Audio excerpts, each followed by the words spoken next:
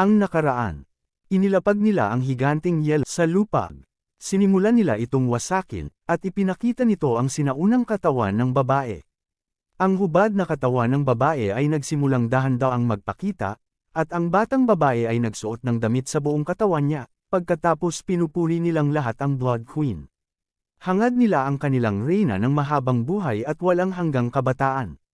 Nakatayo nang ang Blood Queen at tinanong niya sa kanila, na kung buhay pa ba ang tangang si Zombie, habang nakatayo sa harapan nila ang Blood Queen.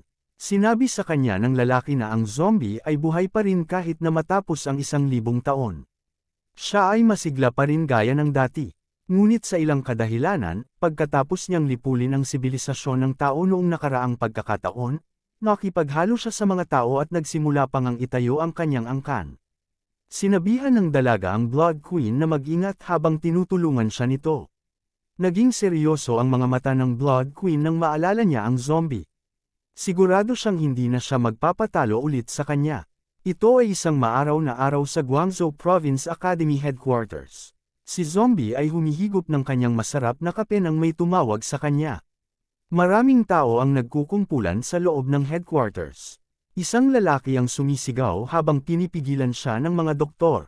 Nagtanong si President Violet kung ano ang bagay na yun dahil hindi pa siya nakakita ng katulad nito. Habang sinabi ni Lanky ay hindi rin ito mukhang zombie. Ayon sa database, miyembro siya ng exploration team mula sa sumunod na probinsya. Natagpuan siyang naghihintay sa North Pole at nawawala ngayon ang archaeology head ng kanilang probinsya, na kasama niya.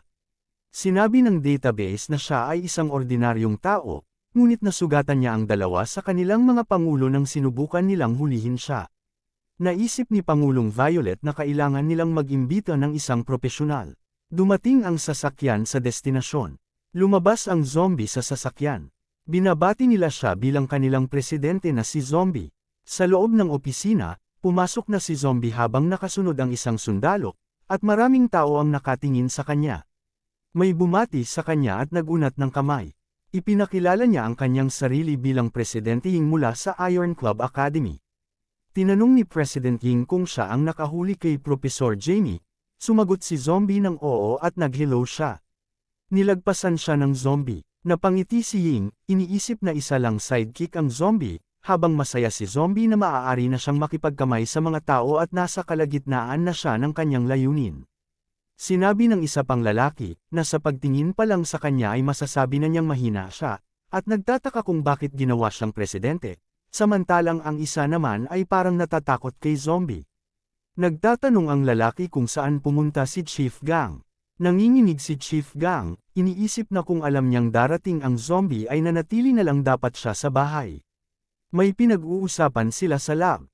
Hiniling ng doktor kay Zombie na tingnan siya at tinanong kung nakikilala niya kung anong uri ng halimaw ito. Nakalimutan ni Zombie kung ilang taon na siya dahil inaasahan ng doktor na alam niya ito. Nakita ni Zombie na may mga kagat ang lalaki sa leeg at nagulat siya. Tinanong ni President Violet si Zombie kung ano ang nalaman niya. Biglang umungol ang lalaki at natahimik nang makita ang zombie. Sinabi ni Zombie na ito ay kawili-wili dahil nalaman niya na ito ay ginagawa ng Blood Tribe. Biglang kumislap ng maliwanag sa harap ng zombie, at ang mga tao sa paligid ay napawi ng malakas na hangin. Nanginginig ang lalaki habang nasa tabi niya ang zombie. Sinabi niya na pinapangako niya na uubusan niya ang kanyang mga kauri. Habang ang mga tao ay lumipad ng ang isang malakas na hangin mula kay Zombie ay nagpalipad sa kanila. Nontog si President Ying sa pader at napa-array sa sakit. Tinatanong nila kung ano ang nangyari at bakit nagliwanag at may lumabas na malakas na hangin kay President Zombie. Si President Violet at Dawn ay tahimik habang nakayuko sa lupa. Ang zombie ay nagsalita na pinatay niya na ang bawat isa sa mga taong membro ng Blood Tribe. Ngunit ngayon ay naunawaan na niya at hiniling sa lalaki na sabihin sa kanya kung nasaan si Little Red, ang batang babae na gustong lasunin siya. Napaluha ang lalaki at sinabing wala siyang alam at kahapon lang siya naging vampira. Ang zombie ay naglalabas ng usok mula sa kanyang katawan. Si President Ying ay pawis na pawis at iniisip kung si Zombie ba ay isang hamak lang na sidekick. Nagulat si Chief Gang dahil kung alam lang niya sana na pupunta si Zombie, na dapat nanatili na lang siya sa bahay. Lumabas si Zombie sa lab. Tinanong nila siya kung ano ang nangyari at kung ano ang nalaman niya. Tinanong ni President Violet kung anong blood tribe ang sinasabi niya kanina. Ngunit sinabi ng zombie sa kanila na ang lahat ay dapat maging mas maingat sa mga susunod na mga araw. Seryoso ang mukha niya habang nag-iisip. Laking gulat nila Pangulong Violet at Dawn nang makita siyang seryoso. Sinabi sa kanila ni zombie na nakalimutan niya ang sasabihin niya, at ang lahat ay nahulog sa lupa nang makaramdam ng pagkabigo. Sumisigaw si Pangulong Violet at nagtanong kung hindi ba maaaring gumana ng normal ang utak ni zombie pagkatapos niyang bumalik sa kanyang normal na estado. Sinabi sa kanila ni zombie na tiyak na maaalala niya ito sa susunod. Habang iniisip pa rin ni Pangulong Ying na, sa huli, ang zombie ay isa lang talagang sidekick. Napasulyap si zombie sa likod niya at nagulat sila nang makita siyang nakatingin sa kanila. Sa kabilang banda, sinabi ng isang membro ng Blood Tribe sa kanilang reyna, na ito ang kanilang tahanan. Tinatanong nila kung ano ang iniisip niya. Parang naiinis ang Blood Queen. Napaupo sila sa gilid, nang biglang may gumolong na barya sa kanila. Nagtanong ang isang lalaki kung hindi ba nila pinamamahalaan ng maayos ng mga gobyerno, ang mga lungsod na nasa ilalim nila. Nagtataka siya kung bakit ang mga pulubi ito ay nasa lansangan pa din. Naiinis ang Blood Queen sa sinabi ng lalaki, kaya pinigilan siya ng dalaga, at sinabing huwag niyang patulan ang mababang tao na yan. Pinulot ng lalaki ang barya habang kumikinang ang kanyang mga mata, nang makita ang pera. Nainis ang Blood Queen sa kanya at nagsabi siyang bakit sila nag-abala pa na buhayin siya, gayong bumagsak na sila sa ganitong antas. Napaluha ang dalaga at sinabing hindi niya alam kung gaano kahirap ang naging buhay nila sa nakalipas na 1,000 taon. Noong ang Blood Queen na ginawang tuyong bangkay ng isang zombie, lahat sila ay walang nagawa kundi ang manood mula sa malayo. Pagkatapos nito, sinimulan niyang puksain ang kanilang tribo at upang mabuhay at makatakas mula sa kanyang mga kamay, kailangan nilang magpanggap na patay. At pagkatapos ay hindi sila nang ahas na ilantad ang kanilang sarili sa loob ng 1,000 taon sa ilalim ng banta ng mga zombie. Saan man sila naruroon, nagtatago sila sa abot ng kanilang makakaya mula sa mga tao at mga zombie. Sinabi niya sa reyna habang umiiyak na hindi sila umalis sa maliit na eskinita na ito sa loob ng 1,000 taon at si Lantling ay naging tanga na.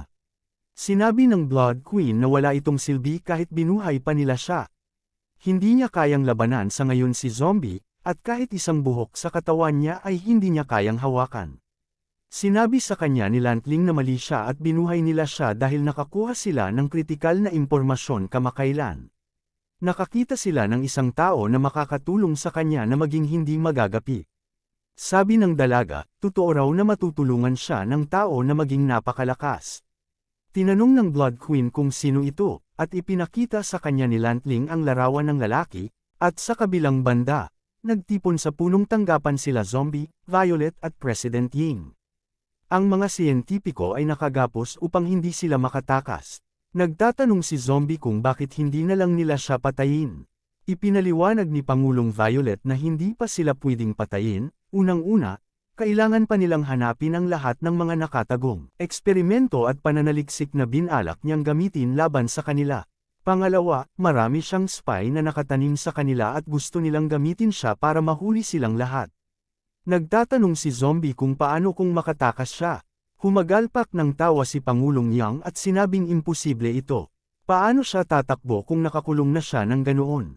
Sinabi ni Ying kay Zombie na dahil siya ang nakahuli sa kanya, maaari niya itong dalhin doon upang tingnan. Isa itong state-of-art na kulungan na espesyal na itinayo para sa kanya. Naghukay sila ng isang buong bundok at ang lalim neto ay mahigit 3,000 metro na mayroong 1,500 palapag at 100,000 armadong gwardya. Kahit na ang paggamit ng elevator ay aabutin ng 30 minuto mula sa itaas hanggang sa ibaba. Tapos yung mga rocket launcher, anti-aircraft guns, laser cannons at iba pa. At isang pangulo ang nagbabantay sa bawat 100 palapag, 30 pangulo at 2 pinuno ang nagbabantay sa lugar na ito. Napangiti si Ying at tinanong sila kung paano makakatakas ang bilanggo sa ganitong antas ng seguridad. Naglagay din sila ng bomba. At si Professor Jamie ay kasalukuyang nakatali sa detonator na bomba. Ang lakas ng pagsabog ay higit sa 10,000 tonelada ng TNT. Hanggat may lalapit sa kanya, sasabog ang bomba. Ipinagmamalaki niyang na kahit na may makalaya sa kanila, namamatay sila sa pagsabog. Bumaba man ang isang Diyos, ang makukuha lang niya ay isang bangkay. Ipinakita si Zombie na nagpapawis at kinakabahan sa mga sinabi ni Ying. Si Zombie, sa kanyang pangunahing estado, ay nakaramdam ng takot mula sa pagkakita sa mga mapanganib na aksyon ng mga tao. Samantala, pinapanood nila si Ying sa pamamagitan ng isang smartphone sa isang eskinita sa malayo. Ang Blood Queen at ang kanyang mga tao ay nabigla nang marinig ang lahat ng mahigpit na seguridad na iyon. Nagagalit ang Blood Queen nang malaman na itinali ng mga tao ang lalaki sa isang bombang nagpapasabog sa sarili. Sinabi ni Ying kay Pangulong Violet na pumunta si Inspector Chen sa lungsod ni President Jiang para sa isang inspeksyon at tinanong kung hindi niya babalaan ang kanyang kasintahan. Naiinis si Pangulong Violet at nagtanong kung bakit niya ito sinasabi sa kanya. Sinabi ni Ying na sinabi ni Chief Gang kay Inspector Chen na nagtayo si President Zombie ng lungsod para sa mga zombie. Zombie man si President Zombie o hindi, wala siyang pakialam. Dahil ang malakas lang ang nakikilala ni Ying, tila naiinis sa kanya si President Violet. Sa isang mainit na araw sa bayan, masaya ang zombie na ang mga lungsod ng tao ay napakayaman habang naglalakad siya sa isang kalye. At sa kabilang banda, si Professor Jamie ay nakagapos sa isang self-detonating bomb, at may isang food server ang naglalakad sa labas ng kanilang kulungan. Napaluha ang bata sa pag-aakalang tapos na ang lahat para sa kanila. Determinado si Faye na makukuha niya ang mga genes ni Zombie. Tinanong niya kung ano ang sinasabi ni Faye dahil malapit na silang mamatay. Hindi sinabi ni Faye mula noong bago nila makuha ang lahat ng kanyang pananaliksik. Hinding-hindi nila siya papatayin gaya ng bago sila nahuli, at inutusan na niya ang mga tao nila na ipadala ang kanyang research data sa isang lugar na kahit siya ay hindi niya alam. Sinabi ni Faye na pagsisisihan nila ang pagpapanatiling buhay sa kanya. Ipinaliwanag ng bata na ang zombie ay masyadong malakas at tumigil na sila sa pag-uusap tungkol sa kung paano nila makukuha ang kanyang mga genes, at kahit na mayroon sila ng kanyang mga genes, halos imposible pa rin na makalikha ng isang bagay na mas malakas kaysa sa kanya. Sinabi ni Faye na ito ay simple lang, hanggat maaari silang makakuha ng isang malakas na sisidlan upang dalhin ang genes ng zombie, ito ay magiging mas madali. Sinabihan niya si Faye na huwag muna nilang pag-usapan iyon, dahil may pinakamataas na seguridad ang lugar na ito, at dahil mga ordinaryong tao lang sila, nagtatanong siya kung paano sila dito makakatakas. Mukhang malalim ang iniisip ni Faye sa sinabi niya. Naglalakad ang server ng pagkain sa labas ng kanilang selda ng bilangguan. Nakatakda nang umalis ang robot nang maghahatid ng pagkain. Papalapit sa kanya ang robot. Pinapakain si Faye ng pagkain na dala nito. Nagulat siya nang makita ang kilos ni Faye. Ngumunguya si Faye sa kanyang pagkain. Patuloy niya itong inuya habang nasa loob ng lukab ng kanyang bibig. At makikitang may wiretap sa likod ng ngipin niya, tumahimik at nagseryoso si Faye saglit. Nagtatanong siya kung saan inilalagay ngayon ang bangkay ng haring zombie. Sinagot ng lalaki na ito ay gaganapin sa lab ni Dr. Yin sa ika-200 palapag. 2 pinuno ang nagbabantay dito ngayon. Sinabi ni Faye na mabuti at inutusan siyang sundin ang kanyang mga tagubilin at bantayan ng maayos ang kanilang sisidlan. Samantala, ang zombie ay naglalakad sa kalye. Napansin niyang may tumatawag sa phone niya. Sinabi ni Pangulong Violet kay Zombie na may dapat siyang malaman. Sinabi niya na si Pinunong Gang ay nagpahayag kay Inspector Chen tungkol kay Zombie at sinabi niya na si Zombie ay lumilikha ng isang lungsod para sa mga zombie. Sa ngayon, si Inspector Chen ay patungo na sa lungsod ng zombie, upang tingnan ito, at sinabihan siya na dapat umuwi na siya ngayon. Si Inspector Chen, ang auditor ng probinsya ni President Violet, at ang kanyang trabaho ay bantayan ang mga pamumuhay at pag-uugali ng mga presidente. Kapag nalaman niyang zombie ang isang zombie, agad siyang tatanggalin sa trabaho. Pinagpawisan si Zombie habang iniisip kung maniniwala si Inspector Chen kung sasabihin niyang tao siya. Si Pangulong Violet ay sumigaw sa kanya na huwag kumilos na parang ewan at hindi siya pupumante sa kanyang lungsod, dahil makikita nila ang lahat ng mga zombie na tumatakbo sa paligid. Sinabi niya kay Zombie na, mas alam niya kaysa sa iba, kung ano siya. Natahimik sandali si Zombie, sumisigaw si Violet na nagsasabing, goodbye. Natarante si Zombie at hindi niya alam kung ano ang gagawin, napasigaw siya na katapusan na nila. Iniisip niya kung ano ang dapat niyang gawin ngayon at kung ano ang maaari niyang gawin. May naisip siya, at may nakita siyang make-up sa may bintana. Sa maliwanag na araw na iyon, dumating si Inspector Chen. Isang eroplanong patungo sa H-City ang inihanda para sa kanya. Sinabi ni Inspector Chen na ang isang taong may mahinang personalidad, ay hindi angkop na maging presidente at maghahanap siya ng dahilan para tanggalin ang taong zombie na ito. Sa isang lugar sa H-City, ilan malalaking sasakyan ang nahuhulog sa kalangitan na parang umuulan, habang nakita ito ni Blackie at nabigla, nahulog lahat ng mga sasakyan sa harap ng gusali. Dumating ang zombie habang patuloy na bumabagsak ang mga sasakyan. Tinanong siya ni Blackie kung ano ang problema, at sinabi ni zombie na pupunta si Inspector Chen sa kanilang lungsod para sa isang inspection, at inutusan niya si Blackie na ipamahagi ang make-up at mabilis na ibalat kayo ang lahat, dahil kapag nalaman ni Inspector Chen na mga zombie sila, kukunin nila ang lungsod sa kanila. Nagulat si Blackie at inutusan kaagad na pumunta si Ago sa Area D at silang sa Area C. Sinabi niya sa kanila na kung ayaw nilang bumalik sa dati, dapat nilang baguhin ang kanilang mga ekspresyon sa mukha, habang binuhat ng kanilang kasama ang malaking sasakyan. Binubuhat nila ang lahat ng nahulog na sasakyan habang inutusang pumunta sa kanilang zone ng mabilis. Tinanong niya si Blackie kung gagana ba ito habang linalagyan niya ang sarili niya ng face powder. Sinabi ni Blackie na ang hari nilang si Zombie, ay may mga dahilan para gawin nila ito habang inilalagay niya ang contact lens. Ito ay isang magandang araw sa bayan, sumisigaw ang dalawang zombie sa harap ng gusali at sinasabi nila na sa ilalim ng utos ng kanilang kamahalang zombie, na lumapit sila dito at mag-claim ng isang set na make-up, kung ayaw nilang bumalik sa dating pamumuhay sa ilalim ng tulay. Tinanong ng batang zombie ang kanyang ina kung ano ang kanilang ginagawa. Ipinaliwanag ng ina na gusto ng hari na magpanggap sila bilang mga tao. Hiniling ng inang zombie na bigyan siya ng isang set at sinubukan niya kaagad ang make-up sa kanyang sarili. Sinabi din ng batang zombie sa kanyang ina na maaari din ba siyang mag-make-up. Sinabihan siya ng zombie na ina na maghintay muna habang nag-aayos pa siya, at ang bata ay nabigla nang makita ang kanyang ina na mukhang isang magandang tao. Bumalik na sa opisina ang mga kasama nila. Si Algo ay naglagay ng kolorete sa ibabaw ng kanyang maskara habang si Blackie ay mukhang isang cute na dalaga sa kanyang disguise. Laking gulat nila nang makita silang tapos na, at sinabi nila na ang pagbabalat kayo ni Algo ay walang masyadong pinagkaiba, ngunit sinabi niya sa kanila na manahimik kayo, kung gusto nyo pang mabuhay. Nagtatanong sila kung paano naman sila, habang may naisip si Blackie para sa kanila. Nagtataka si Blackie na dapat nakarating na dito si Inspector Chen, ngunit wala siyang nakikitang kung sino man. Sinabi ng dalawa na lahat sila ay nagtatrabaho para sa kanyang kamahalan at nagtaka kung bakit kailangan nilang kumilos bilang mga alagang hayop. Nagsalita si Blackie kung bakit sila nagrereklamo. Mga alagang hayop naman talaga sila noong nabubuhay pa sila. At di nagtagal may nakita silang eroplano na lumilipad sa langit. Pinupuri ng lalaki si Inspector Chen sa pagiging matalino, na dahil napakatalinong plano ang pagsakay nila ng tren papunta sa H-City.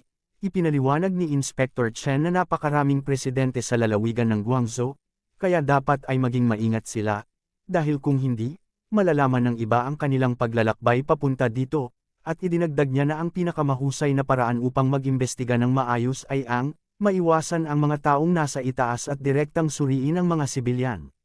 Sa ganitong paraan, makikita nila ang totoong mukha ng presidente ng Zombie City. Bumulong ang isang lalaki at tinanong siya kung bakit galit na galit si Inspector Chen kay President Zombie. Sinagot niya na mahina kasi si President Zombie at mayabang. Sinabi niya na maliban sa tagapangasiwa, mayroon bang magandang impresyon si Inspector Chen sa iba. Siya ay hindi kampi sa lahat maliban sa tagapangasiwa. Sinabihan siya ng lalaki na magsalita ng mahina, dahil baka marinig siya ni Inspector Chen. Sinabi ni Inspector Chen na naririnig niya ito, at nagsalita siya na kung paano siya kakampi sa kanila. Ipinaliwanag niya na mula nang italaga ng tagapangasiwa ang kanyang autoridad, ang bawat random na pusa o aso mula sa kalye, ay maaaring nang maging isang pangulo ng isang lungsod. Ang isang tanging tulad ng Panginoong tagapangasiwa lang ang angkop para sa pamumuno ng sangkatauhan, at ibalik sila sa kanilang dating kaluwalhatian. Naniniwala si Inspector Chen na ang nangingibabaw na tagapagmana ay isang taong may aura ng dignidad lamang, ang maaaring nilang maging kanilang pinuno. Sa kabilang banda, habang nasa opisina lang niya si Zombie na nakaupo at kumakain, sinabi sa kanila ni Inspector Chen na oras na para magsimulang magtrabaho, habang naglalakad sila patungo sa punong tanggapan ng zombie. Sinabi ng lalaki na napakatagal na noong huli niyang nakita ang Panginoong tagapangasiwa. Ang isa pang lalaki ay sumagot na ang Panginoong tagapangasiwa ay babalik lang kapag tapos na siyang maglakbay at maggalugad sa iba't ibang lugar. Lumapag ang eroplano habang hinihintay ni Blackie at ng kanyang mga kasama si Inspector Chen na dumating. Sinabi ni Blackie na kakaiba ito at nagtataka kung bakit wala pa sila rito, dahil dapat dumating na si Inspector Chen ngayon. Sinabi ni Ogo na baka naantala sila, kaya dapat silang maghintay ng kaunti. Pumunta sila sa isang tindahan at nagtanong sa isang tao tungkol sa ilang bagay. Tinanong ng lalaki ang matanda kung bakit lahat ng produkto niya dito ay gawa sa itlog. Nagtataka ang matanda kung ano ang sinasabi ng lalaki at habang nakatalikod ito sa lalaki na kinakabahan. Akala ng lalaki ay isang bingi at bulag ang matanda. Ang isa pang lalaki ay nagtanong sa isa pang mamamayan tungkol sa kung paano niya ginawa ang anumang bagay-bagay, pagkatapos natanggapin ni Pangulong Zombie itong lungsod. Ang lalaki ay sumagot na ang kanilang hari ay napakabuti sa kanila, at hindi lamang ito, may mga libreng bahay pa silang matitirhan at nakakakuha ng mga libreng itlog bawat buwan, habang nakakaramdam ng kaba ito. Biglang bumagsak ang braso ng lalaki sa lupa, at hindi siya nakaimik. Nataranta ang interviewer at tila nabigla nang makita ang braso sa sahig. Sa kanyang pagtataka, sinabi niya sa lalaki na nahulog ang kanyang braso, kinuha ng lalaki ang kanyang braso at agad itong tumakbo palayo, na nagsasabing sa tingin niya ay tinatawag na siya ng kanyang ina upang kumain ng hapunan. Ipinaliwanag niya na ang kanyang braso ay isang prosthetic lamang at sinabihan ng lalaki na huwag pansinin. Naiwan ang lalaking tulala at nalilito sa nangyari. Sinabi ni Inspector Chen na walang sinumang tao ang matino sa buong lungsod na ito, dahil ito ang unang pagkakataon na nakita niya ang mga tao na kasing arte ng zombie. Siya ay talagang galit na galit at nagtataka kung ang zombie na bastardo na iyon ay nagtayo ng isang lungsod para sa mga weirdo at baliw. Sinabi ni Inspector Chen sa kanila na i-record ito lahat, at para matanggal na nila si zombie sa kanyang posisyon, kaya agad nilang isinulat sa papel.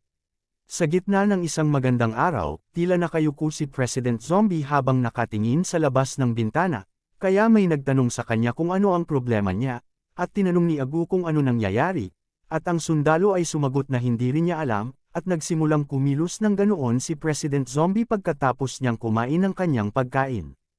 Laking gulat ni Agu nang marinig niya ang pag-ungol at pagsasalita ni President Zombie. Hinayla ni Agu ang kanyang kwelyo at tinanong kung may nilagay siyang kakaiba sa kanyang pagkain, ngunit sinabi ng lalaki na hindi niya alam dahil sinabi ng Pangulo na siya ay nagugutom, kaya gumawa sila ng maanghang na scrambled egg para sa kanya. Sinabi ni Agu na hindi ito mabuti, dahil ang hari ay hindi pwedeng kumain ng maanghang na piniritong itlog. Nagtatanong ang lalaki kung ano ang mangyayari kung makakain siya nito. Nakaupo si Zombie sa harap ng bintana. Tila nakangiti siya na may pananakot na tingin na parang may tinitingnan. Ipinaliwanag na ang sili ay isang stimulant sa hari, at siya ay mananatili sa kanyang berserk mode nang hindi bababa sa isang buwan. Habang sa kabilang banda, hinihintay pa rin ni Blackie at ng kanyang mga kasama si Inspector Chen na dumating. Sinagot ni Blackie ang telepono, at agad na sinabi ni Agu na, ang kanilang hari ay kumain ng maanghang na scrambled egg, at napagtanto nila ang sitwasyon ay hindi maganda. Nagulat si Blackie at sinabing na itapon na niya ang lahat ng mga sili, at sinabi ni Agu na hindi rin niya alam kung paano sila nito nakakuha, kaya tinanong niya kung ano ang kanilang gagawin sa ngayon. Walang kwenta sabi ni Blackie kahit tanungin siya nito dahil hindi rin niya alam ang gagawin. Tinanong niya si Blackie kung sa tingin niya ay hindi ba papatayin ng hari ang pangkat ng inspector, habang pinagpapawisan siya sa kaba. Sumagot si Blackie na di ko rin alam. Noong araw ding iyon, sinabi sa kanila ni Inspector Chen na dapat silang pumunta sa iba, dahil wala nang ibang dapat inspeksyonin sa lugar na ito, at dapat silang tumingin sa ibang lugar. May napansin si Inspector Chen sa itaas, isang truck na pabagsak mula sa langit. Nahulog ang truck sa lupa at nasira ito, tinamaan si Inspector Chen ng maliliit na debris mula sa wasak na lupa. Dama po ang zombie sa truck at lumitaw sa harap nila. Nagulat si Inspector Chen at nagtaka tungkol sa truck na nahulog mula sa langit. Si Zombie ay nasa kanyang berserk mode habang nakatingin sa kanila, nang may masamang tingin.